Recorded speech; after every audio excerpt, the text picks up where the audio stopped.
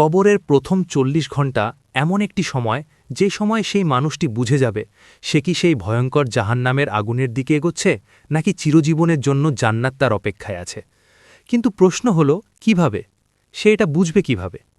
ভাবুন যে ঘরটাকে আপনি সারা জীবন ভয় পেতেন, যেটা নিয়ে কখনো ভাবতেই চাইতেন না, আজ সেই ঘরেই আপনাকে শুয়ে থাকতে হচ্ছে। চারদিকে অন্ধকার, কোনো আলো নেই, কোনো শব্দ নেই। হঠাৎ মনে হচ্ছে আপনি একা নন। এই গল্প মৃত্যুর পরের প্রথম ৪০ ঘণ্টার অনুভূতির, যে সময়টা মানুষ দুনিয়াতে থাকতেই কখনো কল্পনা করে নাই। মৃত্যু কিন্তু শেষ নয়।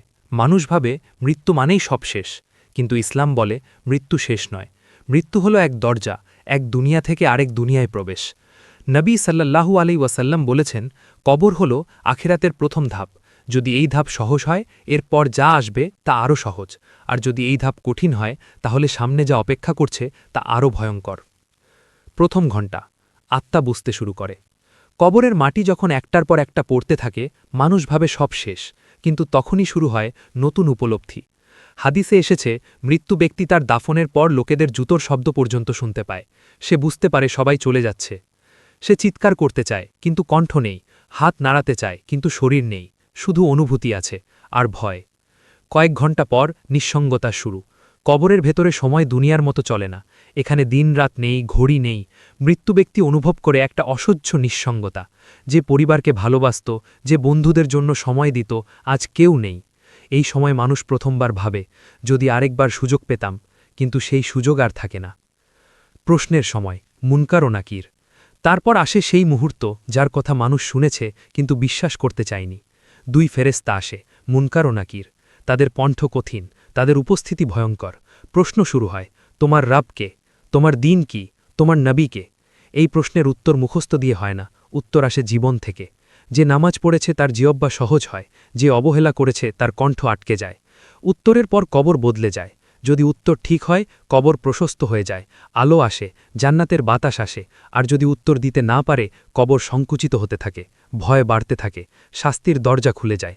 নবী সাল্লাল্লাহু আলাইহি ওয়াসাল্লাম বলেছেন, কবর কখনো জান্নাতের বাগান, কখনো জাহান্নামের গর্ত।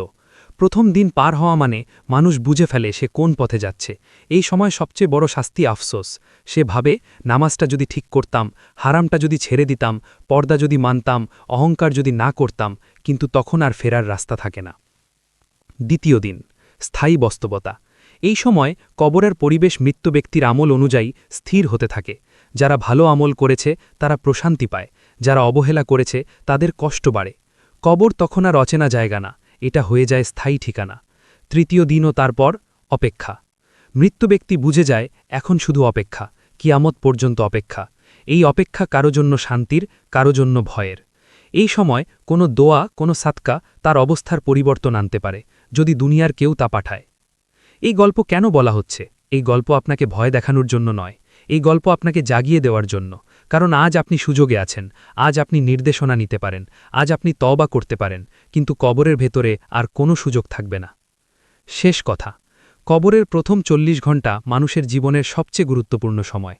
সেই সময়টা সহজ করতে চাইলে আজই প্রস্তুত হন, কারণ যে ঘরে আপনি একা থাকবেন সেই ঘরে শুধু আপনার আমলই আপনার সাথী হবে।